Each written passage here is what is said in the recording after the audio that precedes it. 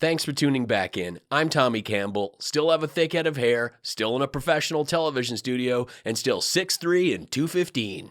What a week it has been. Defeated former President Donald Trump was booked in Fulton County, Georgia. Fox News held a debate in Minnesota, where a rowdy audience cheered and booed the hopeless clowns on stage, while the Trump Tucker Carlson propaganda piece premiered on Twitter with rating claims that are as outrageous as Trump's self-reported measurements.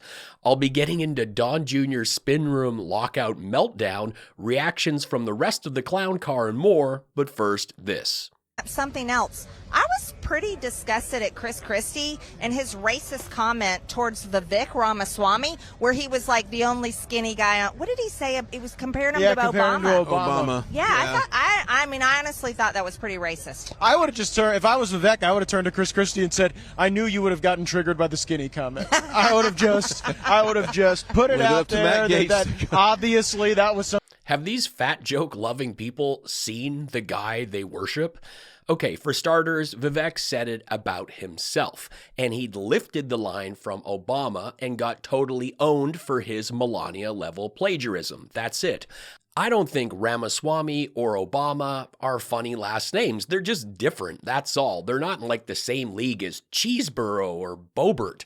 MTG banging on about racism is pretty rich. This is her grasping at straws more desperately than Don Jr. with a fresh bag of white powder. It is pouring MAGA tears. Fill your pints, join the good people in the comments, and have a laugh while I give my take on the latest and stupid and more. Donald Trump was booked in Fulton County, Georgia, and by now you've seen his mugshot that had him spend the last week in the bathroom, not hiding more documents or going to the toilet. He does that in his pants. No, he was using the mirror to rehearse his pretend tough guy look for the mugshot. And MAGA and politicians, including Marjorie Taylor Greene, came out in full force, posting these fake mugshots to support him. And I gotta say, the most hilarious thing about MAGA posting fake mugshots in solidarity with Donald Trump is that Lauren Boebert didn't even have to Photoshop hers. It's the party of family values. For the first time since January 6th, Trump posted to Twitter, which likely sent the Truth Social shareholders into panic mode. It took Diaper Don no time to have his face on merchandise, but what's interesting is Don Jr.'s tweet noting that it's going to the Legal Defense Fund, and that he says, I won't try to profit from this. Oh, he will profit. The Legal Defense Fund is like every fund of Trump's, a rich guy's piggy bank filled to the rim by delusional window lickers. Trump used a bail bondsman to post his $200,000 bond. Yes, the billionaire couldn't come up with $200,000, but hey, here's Mike Lindell to weigh in on it. Hey, I will tell you that I've been booked and booked and booked many times, Brandon. That's got to be the fastest booking I've ever heard of. I'm serious. I don't even know how they could do it that fast. You know, that's amazing. So they must. They I'm supposedly sure they must have had fingerprinted him in the ready. whole 9 yards. Yeah, if they did fingerprint, I mean, I've done that, and that just you then you got to do the. That's amazing. They must have had stuff, already ahead of time with paperwork, everything. But that was fast. It's not like we haven't seen pictures of like that before. They've made memes out there and all kinds of horrible things to him before, where you've seen pictures. You know what I mean? All kinds of hilarious things, Mike. And Trump is no stranger to throwing memes around. I love that Tom Selleck's slow cousin has been booked so many times that he's genuinely dumbfounded by the speed of Trump's booking.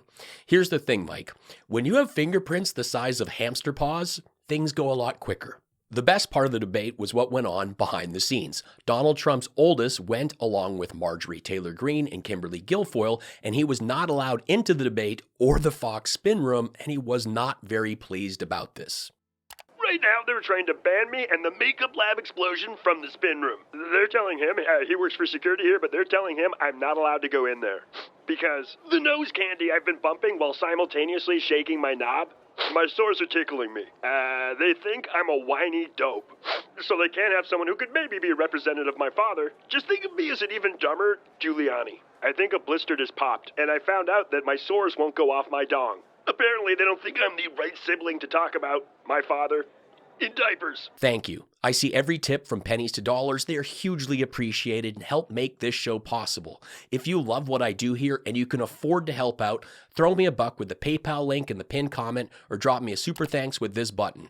And please take 2 seconds after this video to follow me on Facebook and Instagram. These things are free and help the show grow. Thank you. The Fox debate kicked off with the national anthem performed by an actual singer, unlike Mike Lindell's event where he delegates karaoke duty to his sidekick. That our flag was still there. And since the debate was held by the entertainment channel for married cousins, things started with a musical question. Yes, they played a snippet of the song Rich Men North of Richmond, sung by Oliver Anthony, and then were asked about it. I guess they were going for the Beat Shazam or Who Wants to Be a Millionaire crowd. Like, watching their faces as this song was playing was great. Am I going to have to use a lifeline? Am I going to have to phone a friend? I remember watching that moment on Who Wants to Be a Millionaire when he knew he was going to win, so he called his dad. And I remember watching that thinking, why would you phone your dad when you know you're about to win $1 million? When you could call your ex-girlfriend? Hey, it's the bald guy you broke up with.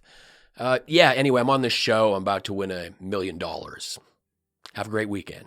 Oliver Anthony made a statement saying, I wrote that song about those people, referring to the candidates. It's aggravating seeing people on conservative news trying to identify with me like I'm one of them. So he's upset about this, but he also approved the song to be used in the debate. But I'm guessing he thought it was going to be like intro music or something. He was not aware that it was going to be in the form of a question.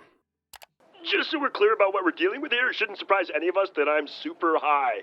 Trump had 100% fright about this debate. I'm here to make a lot of noise and pretend that Trump's not terrified to face all the others, even the guys he's never even heard of, on the debate stage. They're all against me, even Kushner.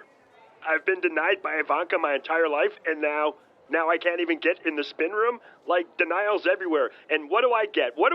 I'm stuck here with Paul Stanley in a Bon Jovi wig. I should just tell everyone that I'm with George Santos. Hey, folks, I've got Katara here. Let me backstage into the spin room so I can represent my guilty father who's indicted for, like, everything, okay? Trump went back to Truth Social to brag about his exclusive to Twitter video with Tucker where he boasted about the viewers, and the numbers they give are absolute nonsense. 231 million views and still counting. The biggest video on social media ever. More than double the Super Bowl. Here's the thing. The main Twitter video view metric is triggered when a user watches a video for at least 2 seconds and sees at least 50% of the video player in view. 2 seconds. Mike Lindell, if you're watching, get ready for some quick math. Tucker's interview with Trump was 46 minutes and 12 seconds. That's 2,772 seconds. If Twitter considers 2 seconds a view, that means you had to watch 0.07215007% for it to register as a view. That's like scrolling Instagram and convincing yourself that every single woman that you've zipped past is into you. If you scroll past the video just a little bit, guess what? You viewed it. The idea that 231 million watched this video is as garbage as the interview itself, with such bizarre revisionist moments as this. You've always been nice to Pence. I've never heard you criticize Pence. You've defended him in public many, many times. He's out there attacking you. What is that? The guy who had people chanting, "Hang Mike Pence," called him a coward, among many other things, and often puts Pence on blast on Truth Social, and the two of them are there pretending like it's been a fairy tale. And this is an elite strike force team.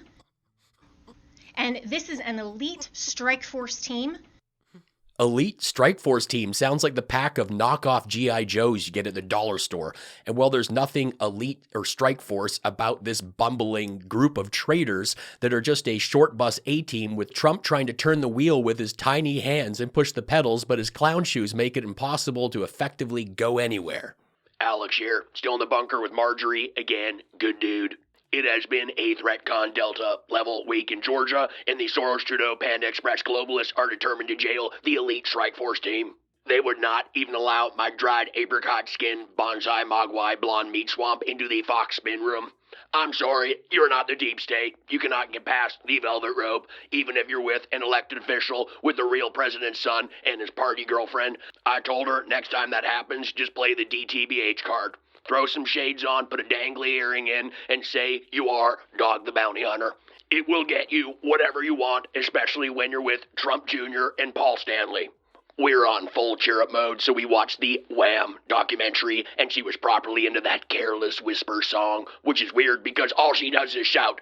But eventually, we turned it off to turn us on, and I laid down the law, reminding DTBH that I'm happy to accept her spin room reject self, but I need to keep things above the knee, because those fibulas connect to feet that look like someone put a jumbo can of generic spam in a vice. Cranky, cranky, cranky, until the processed pink pork started curling out the seams like Marjorie's twisted turnip toes attached to crusty soles with more cracks than Mike Lindell's attic, and a scent that makes a dumpster of hot onions smell like apple pie. Because what is the rule, MTJ? The socks stay on. The socks stay on.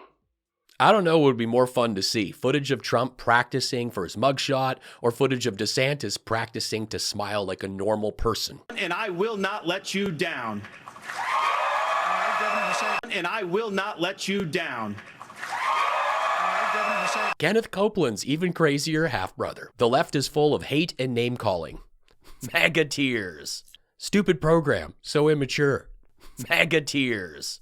Meanwhile, Fox got less than 3 million viewers. Trump and Carlson on a podcast got over 150 million. Another first for President Trump.